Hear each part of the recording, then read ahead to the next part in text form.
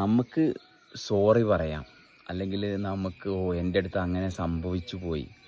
അതായത് വളരെ ഈസി ആയിട്ട് നമുക്ക് മറ്റുള്ളവരുടെ അറ്റൻഷൻ പിടിച്ചു പറ്റാൻ വേണ്ടിയിട്ട്, അല്ലെങ്കിൽ മറ്റുള്ളവരുടെ മനസ്സലിയിപ്പിക്കാൻ വേണ്ടിയിട്ട്, ഓ സോറി ഞാൻ ചെയ്ത സോറി, അല്ലെങ്കിൽ എൻ്റെ അടുത്ത് പറ്റിപ്പോയി, ഇങ്ങനെയുള്ള കുറച്ച് കാര്യങ്ങൾ നമ്മൾ ഉപയോഗിക്കുമ്പം ഒരു വ്യക്തി എത്രമാത്രം സോറി ഉപയോഗിക്കുന്നുണ്ടോ അത്രമാത്രം ആ വ്യക്തി വേണ്ടാത്ത കാര്യങ്ങൾ അല്ലെങ്കിൽ മിസ്റ്റേക്കുകൾ, അവനവൻ ആവശ്യമില്ലാത്ത കാര്യങ്ങൾ എടുത്തുകൊണ്ടിരിക്കുകയാണ്.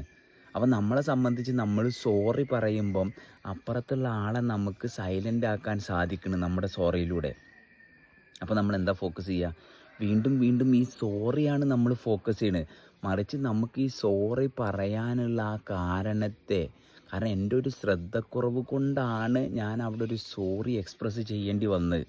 അല്ലെങ്കിൽ എവിടെയോ എൻ്റെ ബോഡിയിൽ ഒരു പാറ്റേൺ കിടക്കുന്നുണ്ട്. ഈവൻ ഞാൻ സോറി പോലും പറയേണ്ട കാര്യം ഉണ്ടാവില്ല. കാരണം അതെല്ലാം നോർമൽ കേസിലൂടെ കടന്നു പോകേണ്ട കാര്യങ്ങളാവും. പക്ഷേ ഇതിങ്ങനെ കീപ്പ് റിപ്പീറ്റ് ചെയ്ത് റെക്കർ ചെയ്ത് ഈ കാര്യങ്ങൾ ഇങ്ങനെ വരും. അപ്പോൾ അവിടെയെല്ലാം നമുക്ക് നമ്മളെ ശ്രദ്ധിക്കാനുള്ള അവസരമാണ് മിസ്സാവുന്നത്. അപ്പോൾ ആരെങ്കിലും ഐ ആം സോറി പറയുന്നുണ്ടെങ്കിൽ ആ സോറി പറയാനുള്ള കാരണം, എന്തുകൊണ്ട് ഞാൻ ഇടയ്ക്കിടയ്ക്ക് വീണ്ടും വീണ്ടും ഈ സോറി എന്നിൽ റിപ്പീറ്റായിട്ട് വരുന്നത്, ജസ്റ്റ് ഒന്ന് ഫോക്കസ് ചെയ്ത് കഴിഞ്ഞാൽ ആ സോറിയെ കംപ്ലീറ്റ് ആയിട്ട് എടുത്ത് കളയാം. I am sorry.